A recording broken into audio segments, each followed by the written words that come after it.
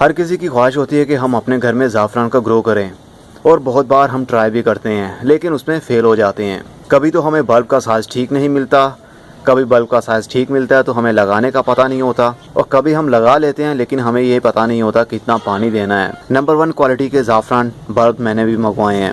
ये ईरानी ज़ाफ़रान है। इसके बल्ब का साइज़ बड़े साइज़ का है। अगर हम छोटे साइज़ का बल्ब लगाते हैं वो तो ग्रो हो जाएगा और उसका प्लांट भी बन जाएगा, लेकिन उसको जल्दी फ्लावरिंग नहीं होगी। बल्ब का साइज़ बड़ा होना चाहिए। बड़े साइज़ का मतलब मैच्योर प्लांट, मतलब इसके अंदर इसकी नेचर ही ये होगी कि ये एडल्ट है और इसने जल्दी ही फ्लावरिंग पर आना है। अगर हम छोटे साइज़ का बल्ब लगा लेंगे वो ग्रो तो होगा लेकिन वो बच्चा होगा, उसको मैच्योर होते एडल्ट होते काफ़ी टाइम लग जाएगा। मे बी अगले साल तक वो फ्रूटिंग पर आए, मतलब फ्लावरिंग पर। इसलिए ज़ाफ़रान के बल्ब जब भी आप लें तो उसका साइज़ ज़रा देख लीजिए, ताकि थोड़े बड़े साइज़ के होने चाहिए। आज मैं बात करूंगा आपने इसको किस तरह लगाना है और किस टाइप की इसको मिट्टी चाहिए होती है। जब आपके शहर का टेम्परेचर 35 सेंटीग्रेड से नीचे गिरना शुरू हो तो समझ आइएगा ज़ाफ़रान के बल्ब लगाने का टाइम आ चुका है। अभी आप देख सकते हैं ये 30 सेंटीग्रेड से भी नीचे आ रहा है। इसका मतलब कि राइट टाइम है इनकी प्लांटेशन कर लेने का। ज़ाफ़रान को अपनी ग्रोथ बढ़ाने के लिए सर्दी के दिनों की ज़रूरत होती है, और अब सर्दी के दिन लौट रहे हैं, इसलिए 30 सेंटीग्रेड से भी नीचे गिर चुका है टेम्परेचर। अब टाइम आ चुका है इनकी प्लांटेशन करने का। जब आप देखें कि टेम्परेचर 35 सेंटीग्रेड से नीचे गिर रहा है तो उस टाइम आप प्रीपेयरिंग करना शुरू कर दें अपनी सॉइल की। सॉइल की प्रीपेयरिंग ज़रा गौर से देखिएगा।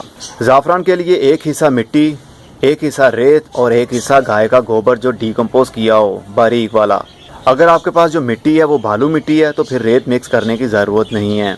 अगर आपके पास चिकनी मिट्टी है तो उसके अंदर आप रेत मिक्स कर सकते हैं। बालू मिट्टी वही होती है जो आपको लोकल नर्सरी से मिल जाती है, जिसमें वो प्लांट लगाते हैं, जो माली लोग यूज़ करते हैं, वो बालू मिट्टी होती है। उसके अंदर रेत मिक्स करने की ज़रूरत नहीं होती।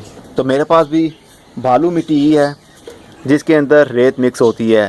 आपको ये ग्रे ग्रे सा फील हो रहा होगा जिस तरह रेत है ये, तो इसके अंदर रेत मिक्स होती है, इसलिए हमें ज़रूरत नहीं होती इसके अंदर रेत मिक्स करने की।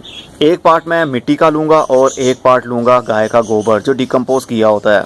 लेकिन फिर भी हम इन दोनों चीज़ों को बारीक छान लेंगे ताकि कोई भी मोटा स्टोन प्लांटेशन करते वक्त हमें तंग ना करे, क्योंकि ज़ाफ़रान के लिए जो सॉइल प्रिपेयर की जाती है उसके ऊपर बहुत डिपेंड करता है। अगर आपकी सॉइल अच्छे तरीके से मिक्सअप होगी, उसमें कोई स्टोन नहीं होगा, तो बल्ब के अंदर जल्दी रूटिंग शुरू हो जाएगी और वो जल्दी ही प्लांट बनने लगेगा। सबसे पहले हम मिट्टी को छान लेंगे।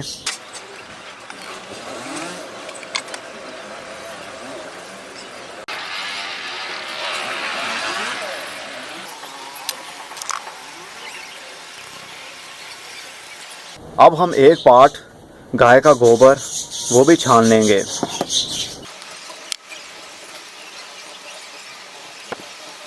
आपने देखा ये कितना वेस्ट है, मतलब ये वेस्ट नहीं है, ये मोटे मोटे स्टोन हैं जिसको बारीक करने की ज़रूरत है, लेकिन हम इसको बारीक नहीं करेंगे, इसको किसी और प्लांट में यूज़ कर सकते हैं। ज़ाफ़रान के लिए जो मेन चीज़ होती है वो होती है उसकी सॉइल। सॉइल की प्रिपेयरिंग, मतलब उसकी तैयारी अच्छे तरीके से कर ली जाए तो रिज़ल्ट भी बहुत ही अच्छा मिलता है। ज़ाफ़रान की सॉइल के लिए कहा जाता है कि 1 पार्ट गाय का गोबर 1 पार्ट मिट्टी, लेकिन मैं 1:1 का रेशियो यूज़ नहीं कर रहा। 1:1 का मतलब होगा 50-50, मतलब जितनी मिट्टी उतना ही गाय का गोबर, लेकिन मैंने 1/3 का हिस्सा यूज़ किया है। 3 हिस्से मिट्टी और 1 हिस्सा गाय का गोबर। 1 हिस्सा गाय का गोबर यूज़ करने की रीज़न ये है क्योंकि मैं इनको कंटेनर में ग्रो करूँगा, ज़मीन के अंदर नहीं लगाऊंगा। अगर आपने ज़मीन के अंदर लगाना हो तो फिर 50% ही गाय का गोबर मिक्स कीजिएगा, क्योंकि कंटेनर के अंदर हम जितनी पावर ज़्यादा देंगे तो प्लांट के लिए अच्छा नहीं होगा। और ज़मीन के अंदर अगर हम ओवर फर्टिलाइज भी कर देते हैं तो ज़मीन उसको बर्दाश्त कर सकती है और पौधे को एकदम से नहीं मिलेगा। लेकिन गमले में अगर हम यूज़ करते हैं एकदम से पौधे की रूट्स को गाय के गोबर की नाइट्रोजन मिलेगी तो वो बर्न हो सकती हैं। इसलिए आप 1/3 का हिस्सा यूज़ कीजिएगा जैसा कि मैं कर रहा हूँ। अब इसको अच्छे तरीके से मिक्सअप कर लेंगे। अब आप देख रहे हैं मिट्टी कितना स्मूथ हो चुकी है, इसके अंदर कोई भी मोटा स्टोन नहीं है। इसके अंदर बल्ब अच्छे तरीके से फिक्स हो जाएगा और उसकी रूटिंग भी शुरू होगी जल्दी ही। प्लांट लगाने के लिए मैं 4 इंच का प्लास्टिक का पॉट यूज़ कर रहा हूँ। इसको बोलते हैं शीट पॉट। शीट मतलब पेपर, जिस तरह फ्लेक्सिबल होता है। अगर आप चाहें तो मिट्टी के गमलों के अंदर भी लगा सकते हैं। और अगर आप चाहते हैं कि ज़्यादा प्रोडक्शन हासिल करें, मतलब बल्ब से बल्ब बने, मतलब उसके बच्चे भी बने, तो आपको लार्ज स्पेस उनको देना पड़ेगी। 10 से 12 इंच का गमला दे देंगे एक बल्ब को, तो 1 साल के अंदर आपके पास खुद के कितने सारे ज़ाफ़रान के बल्ब हो सकते हैं। लेकिन मुझे उनकी ज़रूरत नहीं है, मैं अपनी स्पेस के हिसाब से चलूँगा, इसलिए मैं छोटे गमले यूज़ कर रहा हूँ। उसके ड्रेनेज होल को कवर करने के लिए मैंने कोको कोयर यूज़ किया है। अगर आप चाहें तो पत्थर के पीसीस भी रख सकते हैं। इससे ये होगा कि पानी के साथ साथ मिट्टी होल से बाहर नहीं निकलेगी और ड्रेनेज भी अच्छा बना रहेगा। ज़ाफ़रान के बल्ब के लिए ड्रेनेज सिस्टम बहुत ही डिपेंड करता है। ज़रा सी भी वाटर लॉगिंग हुई तो समझ जाइए आपका ज़ाफ़रान का प्लांट फेल हो गया। तो अब मिट्टी हम भर लेते हैं।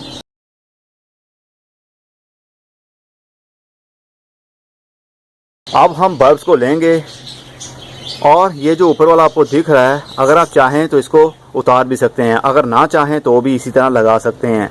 इससे एक फ़ायदा होता है कि जब हमसे ओवर वाटरिंग होती है तो बीज गलता नहीं है, मतलब ये वाला बल्ब गलेगा नहीं जल्दी। ये प्रोटेक्ट करता है ओवर वाटरिंग से, तो इसलिए हम इसको ऐसे ही लगा देंगे।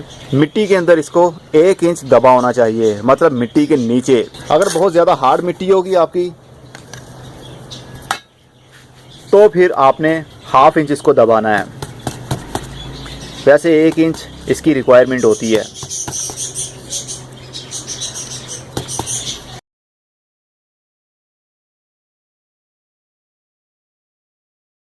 अब हम गमलों को थोड़ा थोड़ा पटकेंगे ताकि ऊपर वाली लेयर बिल्कुल स्मूथ हो जाए। अभी मिट्टी हम और ऐड करेंगे क्योंकि मिट्टी कम पड़ गई है, दोबारा से बनानी पड़ेगी। हमारा ये काम ऑलमोस्ट कंप्लीट हो चुका है। एक बात आपको मालूम होनी चाहिए कि ज़ाफ़रान के प्लांट को बहुत ही कम पानी की ज़रूरत होती है। मिट्टी को प्रिपेयर करने से पहले मैंने हल्का सा इसको मॉइस्ट कर लिया था। आप भी मिट्टी को पहले हल्का सा शावर करने के बाद में गीला कर सकते हैं, मतलब हल्का सा मॉइस्ट करना है, नम करना है। उसके बाद में गाय का गोबर इसके अंदर मिक्स करना है ताकि अच्छा तरीके से मिक्स हो जाए। ज़ाफ़रान के प्लांट को अगर आप ज़्यादा पानी देंगे तो इसका बल्ब गल जाएगा और इसको फ्लावरिंग भी नहीं होगी। जब तक ये फ्लावरिंग पर नहीं आ जाता उससे पहले आपको मिट्टी ऑलवेज मॉइस्ट रखनी पड़ेगी, मतलब हल्की सी नम रखनी पड़ेगी, बिल्कुल ड्राई नहीं होने देनी और ना ज़्यादा वेट करनी है। और जब ये फ्लावरिंग पर आ जाए तब पानी देना बंद कर दें, मतलब बहुत कम कर दे पानी। जब ऊपर वाला सरफेस एरिया आपको ड्राई फील हो तब पानी दें, लेकिन फ्लावरिंग आने से पहले आप इस तरह इसको मॉइस्ट रखें जिस तरह अभी आपको दिख रही है। लेकिन फिर भी ओवर वाटरिंग नहीं करनी, क्योंकि अगर पानी कम देंगे तो प्लांट कभी मरेगा नहीं, लेकिन अगर पानी ज़्यादा देंगे तो नीचे बल्ब गलना शुरू हो जाएगा। कहा जाता है अगर सीज़न के अंदर इसको लगा लिया जाए, मतलब 30 सेंटीग्रेड से जब नीचे टेम्परेचर गिरना शुरू हो तो इसकी प्लांटेशन कर दी जाए तो उससे 2 से 3 महीने के अंदर इसको फ्लावरिंग भी होने लगती है। मान लीजिए जनवरी से फरवरी के महीने तक इसको फ्लावरिंग हो जाती है। और जब फ्लावर हार्वेस्ट कर लिए जाते हैं उसके बाद अगर आप चाहें तो बल्ब को निकाल के सेव भी कर सकते हैं। अगर चाहे तो उसी गमले के अंदर लगा रहने दें, वो मल्टीप्लाई भी होते रहते हैं, मतलब मिच्योर होते रहते हैं और नेक्स्ट सीजन में वो जल्दी ही फ्लावरिंग पर आ जाते हैं। तो चलिए इसको पानी देते हैं। पानी हमेशा शावर की मदद से दीजिए, क्योंकि जो सॉइल हमने इसके लिए यूज़ की है वो बहुत ही वेल ड्रेनेज है और बहुत ही सॉफ्ट है। अगर हम पानी का थ्रो करेंगे तो मिट्टी हट जाएगी और बल्ब विजिबल हो जाएगा, जो कि अच्छी बात नहीं होगी। इसलिए जब भी पानी दे हल्का सा शावर कीजिए। अब टेम्परेचर 30 सेंटीग्रेड से नीचे गिर चुका है, इसलिए आपको रोज़ या 1 से 2 दिन के बाद पानी देने की ज़रूरत नहीं है। 4 से 5 दिन के बाद इसको पानी दीजिए। लेकिन मेरे कहने से आपको आइडिया नहीं होगा, जब आप खुद प्रैक्टिकली करेंगे तो आपको नॉलेज होता जाएगा कि आपने कब कब पानी देना है। अब इसको हम रखेंगे फुल धूप में, क्योंकि अब टेम्परेचर नीचे गिर रहा है और रातों को टेम्परेचर काफ़ी और गिर जाता है नीचे, इसलिए इसको दिन के टाइम धूप की ज़रूरत होती है। अब देखना ये है कि कितने महीनों में इसको फ्लावरिंग होती है। ये वीडियो बना के अभी अपलोड कर रहा हूँ ताकि आप लोगों को भी पता चल जाए और आप लोग भी अभी से इसकी सीडलिंग करना शुरू कर दें, मतलब इसके बल्ब लगाना शुरू कर दें, क्योंकि यही मौसम है। अगर ज़्यादा लेट कर देंगे, मतलब ज़्यादा ठंड आने के बाद आप करेंगे तो फिर पौधे तो ग्रो हो जाएंगे लेकिन फ्लावरिंग सीजन उनका गुजर जाएगा।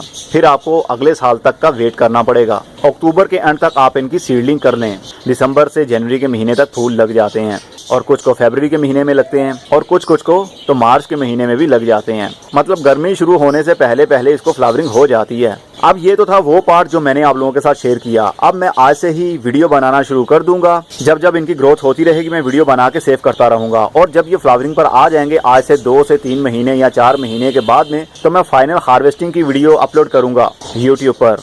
और हाँ, इसको कोई खाद नहीं देनी आपने, जो हमने गाय का गोबर, या फिर अगर आपके पास गाय का गोबर नहीं है तो आप कंपोस्ट भी यूज कर सकते हैं, 1/3 हिस्सा, जिस तरह मैंने यूज किया। उसके बाद में हमने इसको कोई भी खाद नहीं देनी। अब ये इसी खाद के अंदर ही ग्रोथ करेगा। और बहुत खुशी की बात आपके लिए ये होगी कि इसके ऊपर कोई भी पेस्ट अटैक नहीं करता, मतलब कोई भी बीमारी भी अटैक नहीं करती। अगर कोई बीमारी अटैक करती भी है तो रेगुलर जो हम हाउस प्लांट के ऊपर स्प्रे करते हैं पेस्टिसाइड के, वही ट्रीटमेंट हमने इनके साथ भी करनी है। लेकिन इनको ज़रूरत नहीं होगी क्योंकि इसके अंदर बहुत विल पावर होती है बीमारी को बर्दाश्त करने की और बीमारी से मुकाबला करने की।